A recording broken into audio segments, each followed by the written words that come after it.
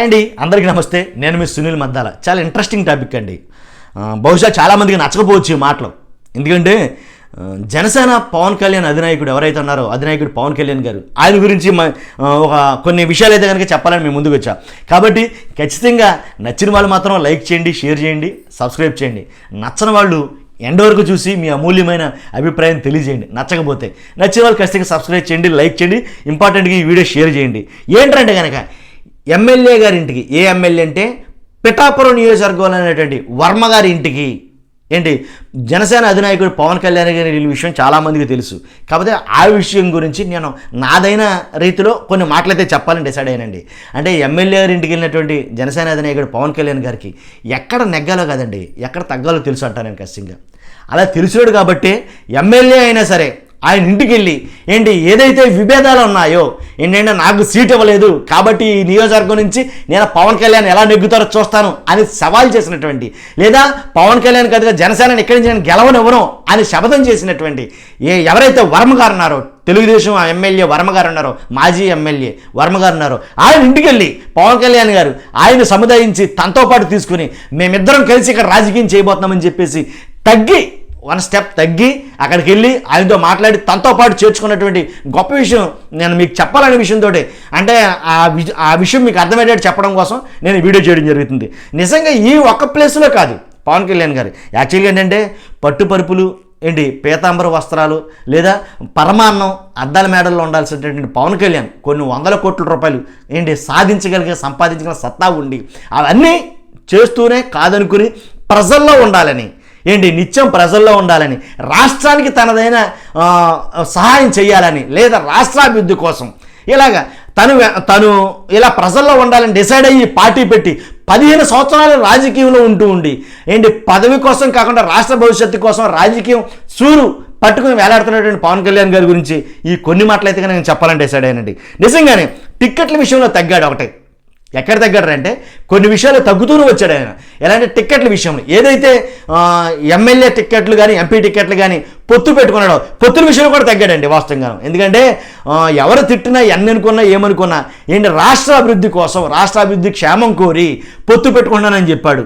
ఒకటి పొత్తుల విషయంలో కూడా, ఎందుకంటే పొత్తు పెట్టుకున్న తర్వాత ఏదైతే మనం పార్టీలో పొత్తు పెట్టుకుంటామో మన ఇష్టానుసారంగా బిహేవ్ చేయడం కుదరదు, మన ఇష్టానుసారంగా ఆజ్ఞలు కానీ మన ఇష్టానుసారంగా పనులు కానీ చేయడం కుదరదు.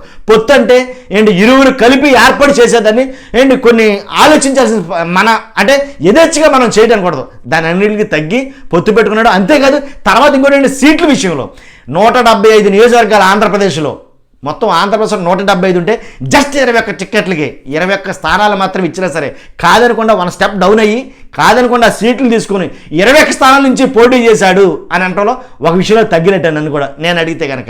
ఎందుకంటే కనుక ఏదో లేనిపోయిన ఇమేజ్ని క్రియేట్ చేసుకుని, లేనిపోయింది ఊహించుకుని, లేనిపోయింది బిల్డప్ చేసుకుని ఏదో 175కి ఒక 75 80 సీట్లు తీసుకుని పోటీ చేసి ఓడిపోయే కన్నా మన బలం ఎంతో మనం తెలుసుకుని, కాబట్టి తగ్గి అంటే ఎగిరెగిరి పడకుండా మనం తగ్గి మన బలం ఎంతో తెలుసుకుని అక్కడి నుంచి మనం ఎక్కడి నుంచి అయితే నెగ్గలమనుకున్నామో ఆ ప్రాంతాల నుంచి మాత్రమే పోటీ చేస్తే చాలు, ఎక్కువగా పోకుండా అని ఆలోచించి నిజంగా అది కొంచెం ఆ లెవెల్ రావాలంటే మెచ్యూరిటీ రావాలి, మైండ్ మెచ్యూరిటీ అనేది రావాలి ఖచ్చితంగా. అది వచ్చింది, రాజకీయ పరిపక్వత సాధించాడు అని నేనైతే అనుకుంటున్నా. కాబట్టే తక్కువ స్థానాలతో పోటీ చేస్తున్నాడేమో, 100% నెగ్గగలము అన్న స్థానం నుంచే పోటీ చేస్తున్నాడేమో అని నేను అనుకుంటున్నా. ఎవరేమనుకున్నా కానీ ఏ పార్టీ అరే పొత్తుతో పోతున్నాడు రా, ఏంటంటే ఈ పార్టీలో టిక్కెట్లు అసలు 21 ఇచ్చినా సరే ఇంకా ఎంపర్లాడుతున్నాడు అని రకరకాలుగా మాట్లాడతారు. రాజకీయం అంటే నిలువున మనం వాళ్ళకి కాల్చేద్దాం, మాటలతోటి దయించేద్దాం అనమాట అలాంటి రాజకీయంలో. కాబట్టి ఏంటి ఇంకా అంటే యాక్చువల్గా పవన్ కళ్యాణ్ గారికి వాస్తవం మాట్లాడుకోవాలి. తమ్ముడు తనోడని ధర్మం మాట్లాడాలంటాను. పవన్ కళ్యాణ్ గారికి పదవే కావాలనుకుంటే 2019లో బీజేపీతో పొత్తు పెట్టుకున్నప్పుడు, 2019లో బీజేపీ తోటి తను నడిచినప్పుడు ఏమంటే మోదీ గారు నాకు అని డైరెక్ట్గా మాట్లాడగల సమర్థత ఉన్న నాయకుడు కాబట్టి నాకు పదవి కావాలి, నేను బీజేపీతో పాటు ఉంటా అని అంటే కనుక ఆనాడే ఎక్కేసిన పదవి మంత్రి పదవి ఏదో ఒకటి 100%. కానీ పదవి తను ఒక్కడి కోసం ఆలోచించరా, ఒక రాష్ట్ర క్షేమం కోసం, రాష్ట్ర అభివృద్ధి కోసం ఆయన చెప్పిన మాటలండి. రాష్ట్ర క్షేమం కోసం, రాష్ట్ర అభివృద్ధి కోసం అని చెప్పేసి నేను ఆ పదవిని తృణప్రాయంగా వదులుకుని నా జాతి సంక్షేమం కోసం నేను ఆ పదవి వద్దనుకుని నేను ఈ పార్టీని పెట్టడం జరిగింది అని అయితే కనుక ఆయన మాట్లాడటం జరిగింది. సో ఏదేమైనప్పటికీ అంటే ఒక రేంజ్ మెయింటైన్ చేసినటువంటి వ్యక్తి కానీ ఒక లగ్జరీ లైఫ్ మెయింటైన్ చేసిన వ్యక్తి కాదనుకుని ప్రజల్లో ఉండాలి, ప్రజలతో మమేకమై ప్రజలతో పాటు నడవాలి అని అనుకున్నాడు కాబట్టి ప్రజల్లో ఉండగలుగుతున్నాడేమో అని అయితే నా అభిప్రాయం. కాబట్టి ఎక్కడ నెగ్గాలో కాదు, ఎవరికైనా సరే సహజంగా రాజకీయ నాయకుడికి ఉండాల్సింది తగ్గించుకోవడం. కాబట్టి ఆ క్వాలిటీ తనకు అబ్బిందేమో ఇప్పటికీ అనేది కనుక నేను మాత్రం అనుకుంటాను. ఇది నా ప్యూర్లీ పర్సనల్ ఒపీనియన్ ఇది మాత్రం.